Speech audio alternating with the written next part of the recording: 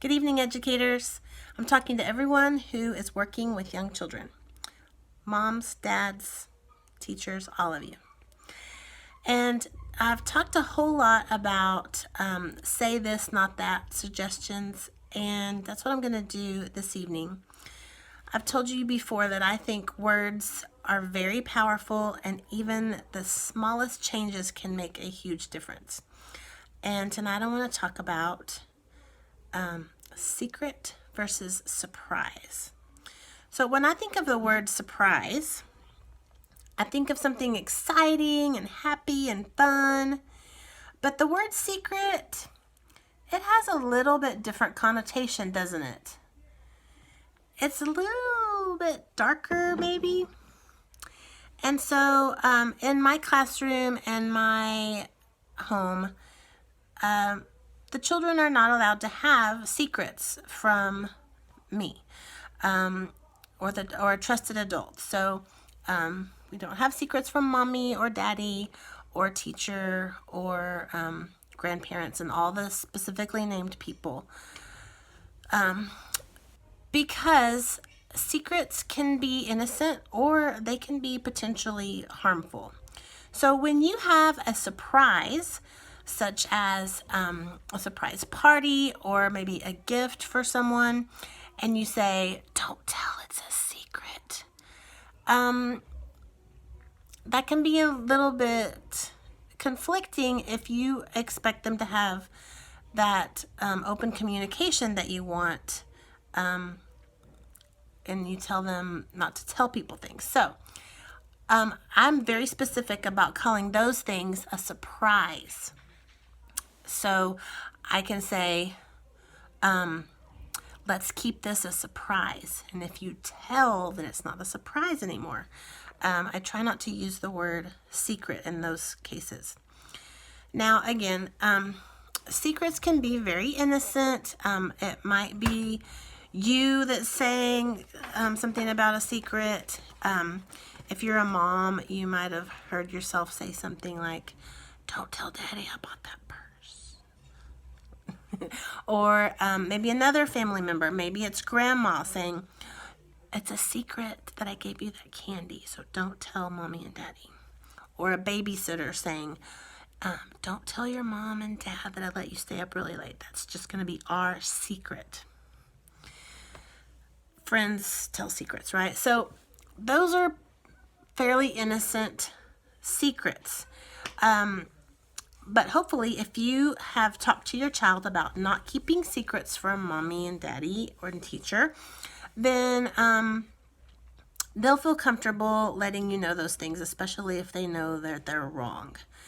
And then also I would, if you find out about those things, I might even have a conversation, or maybe before that even happens, you can have a conversation with the trusted adults or people that are going to be around your kids or your students, that we just use the word surprise and we try not to use the word secrets, because they're not going to keep secrets from me, right? So you can have that conversation with the people that are around your students or your children. Now, potentially harmful secrets. I'm sure you know where I'm going with this. Unfortunately, we have to worry sometimes about child predators.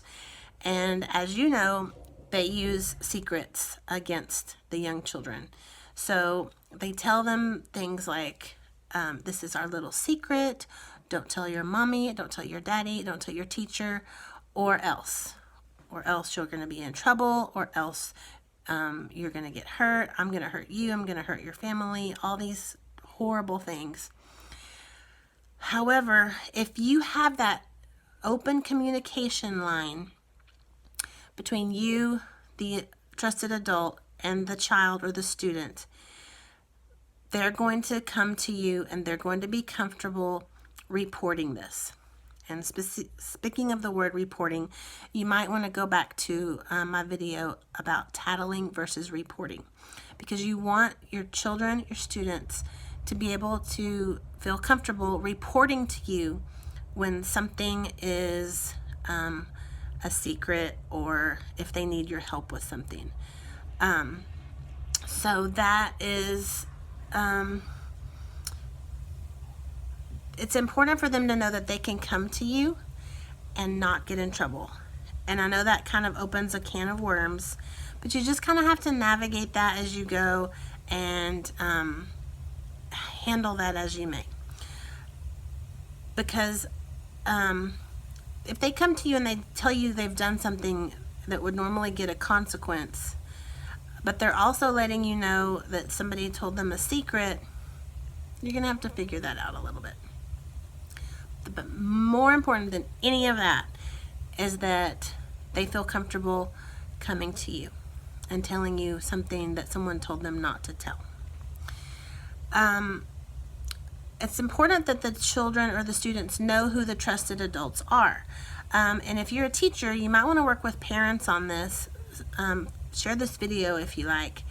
But those adults need to be named, because unfortunately not all adults are trusted adults, and unfortunately not even all family members are always trusted adults. So children need to know who those trusted adults are by name, and you say this person are trusted adults, and you can tell them anything you need to tell them, and we do not keep secrets from these adults.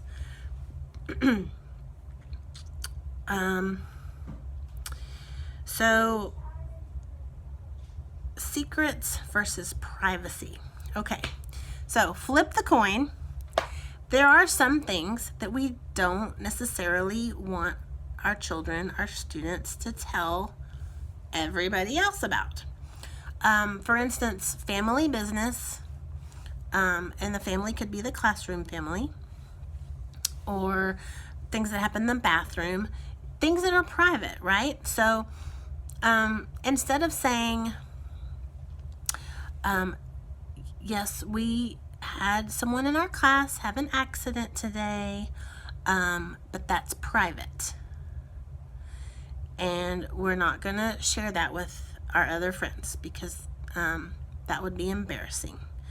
And so privacy is about respect. It's about kindness, because embarrassing someone is unkind. So instead of saying that accident that happened in the classroom or that financial situation in the home is a secret, we just say instead that it's private, and we just keep that in our own circle. And I know that's pretty deep. However, as I've said, even very young children can understand the difference.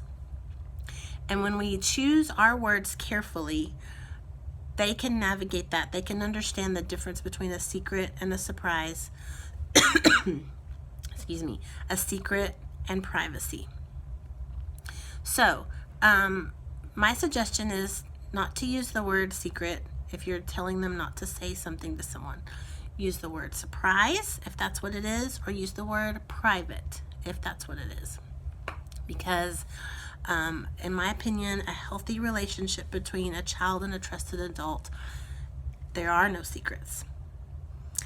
Tell me what you think. Tell me if you've thought about this before, if you've never thought about the difference before.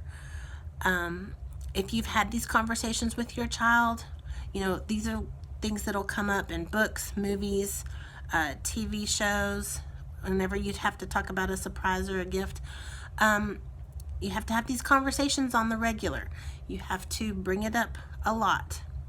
You have to have your serious, not scary, but your serious face on and have their attention when you're talking about these things. And again, it has to come up over and over and over. You have to have this conversation over and over and over so that they understand there are no secrets and why. If you have pointers about how to talk to children about these things, please comment below. And if you think that this is good information for someone you know that has a young child or works with young children, I'd love it if you pass this along to them. Thank you so much. Let me hear what you have to say. Take care. Goodbye, educators.